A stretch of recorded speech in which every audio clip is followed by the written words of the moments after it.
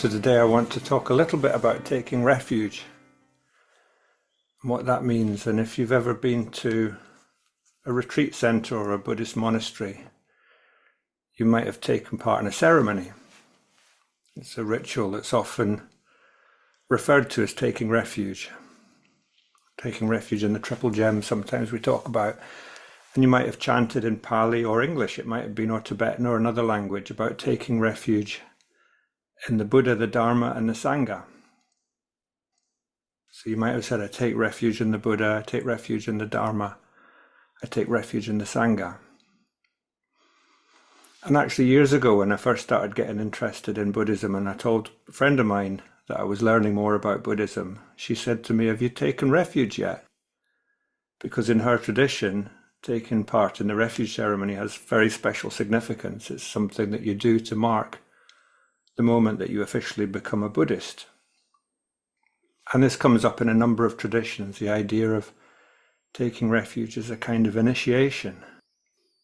Although it doesn't necessarily have to mean that. It doesn't necessarily mean you're a Buddhist if you take refuge. It does contain something of a commitment, or at least a statement of intention that this is where we're going to look for safety and shelter in the Buddha, the Dharma, and the Sangha. And I'll expand on that a little bit in a moment. As I said, we sometimes talk about it as the triple gem, or the three jewels. And it requires a degree of faith. It requires a degree of faith to say, this is where I'm going to look for answers to the bigger problems of uncertainty and instability. You know, the lack of security, sense of vulnerability, maybe even a sense of insufficiency in our lives, that we're looking for some protection from that in these things. And just to give you a bit of background, so in India, before the time of the Buddha and at the time of the Buddha, people would look for refuge by committing themselves to a particular deity or deities. And each deity was associated with different aspects of life and the natural world. And in the Vedic religion at the time, which was the kind of precursor of Hinduism, people expressed their allegiance to particular gods. And this involved often the performing of ritual sacrifice, the chanting of hymns. So seeking refuge at that time meant rituals. It meant elaborate ceremonies, often performed by priests. And that was how people tried to secure their safety and welfare, because it was a very challenging time and they were very fearful of chaos. They didn't understand, the weather patterns, the monsoon and everything like that, whether their crops would do well that year. It was a scary world. So they sought protection by fulfilling their duties and obligations according to their caste and their social status, and by carrying out these rituals. And it was also about maintaining the social order. So as with many things, when the Buddha came along, his teachings turned these Vedic beliefs on their head. He offered a very different kind of refuge, and what he taught was, no, this is not where you look for refuge, this is where you look for refuge. So this is from the Dhammapada. People threatened by fear go to many refuges, to mountains, forests, parks, trees, and shrines. None of this is a secure refuge, none is a supreme refuge. Not by going to such a refuge is one released from all suffering. But when someone going for refuge to the Buddha, the Dharma, the Sangha sees, with right insight, the Four Noble Truths, suffering, the arising of suffering, the overcoming of suffering, and the Eightfold Path leading to the end of suffering, this is the secure refuge. This is the supreme refuge. By going to such a refuge, one is released from all suffering. So that's from the Dhammapada. And I think it's worth just pausing for a moment and actually thinking about what we think of when we think of refuge. What do we mean by refuge? Because to me, the word conveys safety and shelter. And actually, we take refuge in a lot of things, a lot of different things. And the word refuge actually reminds me of being out on my bike and getting caught in a rainstorm and sheltering in an empty barn, waiting for the rain to stop, taking refuge in this old barn by the side of the road. Actually, years ago as a teenager, hitchhiking from London back to Scotland and ending up spending a night in an abandoned hut somewhere near Scotch Corner. It was just me looking for refuge from the elements. And we do that. We take refuge wherever we can. hopefully something a bit more secure than a hut by the side of the motorway. But our need for security shapes the way that we live. And that's fine. There's nothing wrong with that. Most of us can take refuge in our own home, our possessions, our bank account. And there's nothing wrong with that. But there is an important distinction here. We can mostly rely on our home to keep us warm and comfortable. We can mostly rely on our car to get us where we want to go unless it breaks down. Most of the time it'll do that. But we can't rely on these things for more than that. They're not going to offer us lasting peace and happiness. They're not going to undo any sense of vulnerability or insufficiency that we have. They're not going to make us feel complete. And of course, if we put unrealistic expectations on anything, then we'll be disappointed. So when we talk about refuge in this context, we're not dismissing other forms of refuge. I suppose in some ways you could say we're talking about a higher form of refuge. You could call it maybe a guiding principle, something that actually helps us to navigate through life. And when we talk about refuge in the context of our practice, we're really talking about refuge from the dangers of greed and hatred and delusion. And it doesn't preclude other forms of refuge. We still want to keep our homes warm and dry. And we still want to draw inspiration from all sorts of other places. It's not saying this is the only set of ideas that's going to help you. We still take refuge from the elements, in bus shelters and barns and so on. But there's also a source of deeper security. It's a source of deeper safety that's available to us. And this is a very short talk about a big subject, and we could, each of the 3 refuges could easily be a talk in themselves or a whole day. And we have talked, about them individually in other talks, but today I just want to give an overview. I just want to talk about the idea of taking refuge, but very briefly. Here's what each one of those 3 means to me, and it might mean something slightly different to you. But this is how I understand them. So taking refuge in the Buddha can mean acknowledging the historical Buddha as a person, as a guide, a teacher, who demonstrated a path to liberation. And so there's a degree of trusting in the idea of this historical person as an awakened being. But it can also mean looking inwards at ourselves, trusting our own Buddha nature, if you like, our own potential for awakening, our own innate radiance, if you want to put it that way. So we're not taking refuge in the Buddha in a religious sense. It's not like the Vedic religion where we're looking at a god. We're not treating him as a god who can bestow safety on us or shelter on us. It's about taking refuge in his awakening and our own potential to do the same thing. And then taking refuge in the Dharma can mean trusting in the teachings of the Buddha. And it's really, I think, in many ways, just a commitment to learning and practicing and living these teachings.